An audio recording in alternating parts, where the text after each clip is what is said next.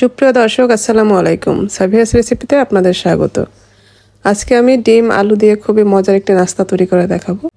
এটা খেতে কিন্তু অনেক বেশি মজার হয় আর তৈরি করা খুবই সহজ। চলুন তাহলে রেসিপিটি দেখে নিই।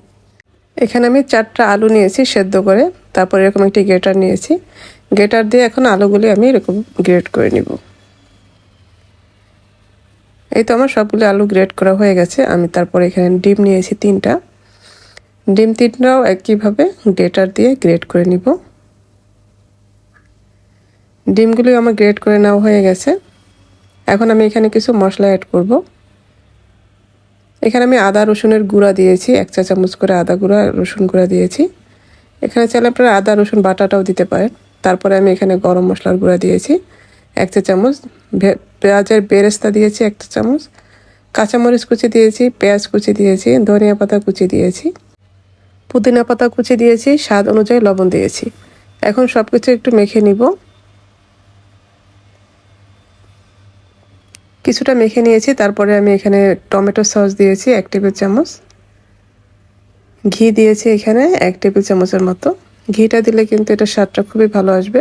এখানে আমি 2টা ব্রেড গুঁড়া করে নিয়েছি, ব্রেডের গুঁড়াটা দিয়ে দিলাম। এই ব্রেডের গুঁড়াটা কিন্তু বাইন্ডিংয়ের কাজ করবে আর এই চপটা খেতে অনেক বেশি ভালো লাগবে। এখন আমি সব কিছু খুব ভালোভাবে মেখে নিয়েছি।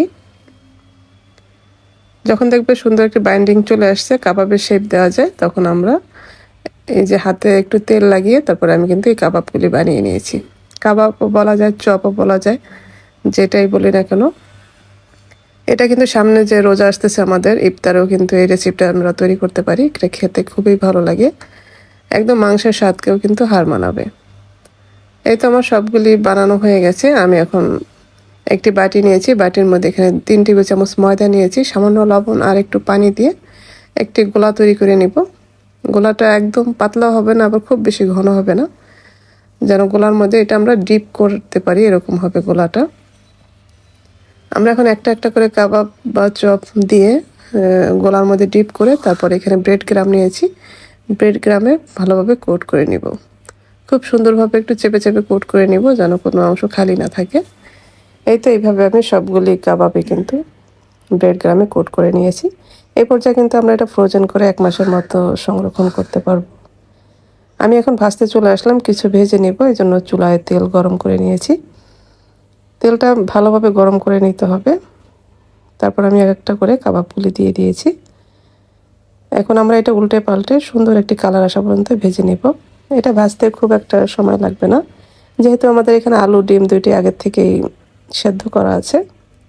এই তো আমার এগুলো ভাজা হয়ে গেছে, আমি তেল থেকে তুলে নিলাম। দেখলেন তো কত সহজে খুবই মজার একটি নাস্তা তৈরি হয়ে গেল। আশা করছি আজকের রেসিপি আপনাদের ভালো লেগেছে। ভালো লাগলে লাইক, কমেন্ট এবং শেয়ার করে দিবেন। যারা আমার রেসিপিগুলি ফেসবুক থেকে দেখেন, পেজটি ফলো করার অনুরোধ রইল। আর যারা ইউটিউব থেকে দেখেন, চ্যানেলটি সাবস্ক্রাইব করার অনুরোধ রইল। সবাই ভালো থাকবেন। পরবর্তী রেসিপি দেখার আমন্ত্রণ রইল। আজকে এই পর্যন্তই। আল্লাহ হাফেজ।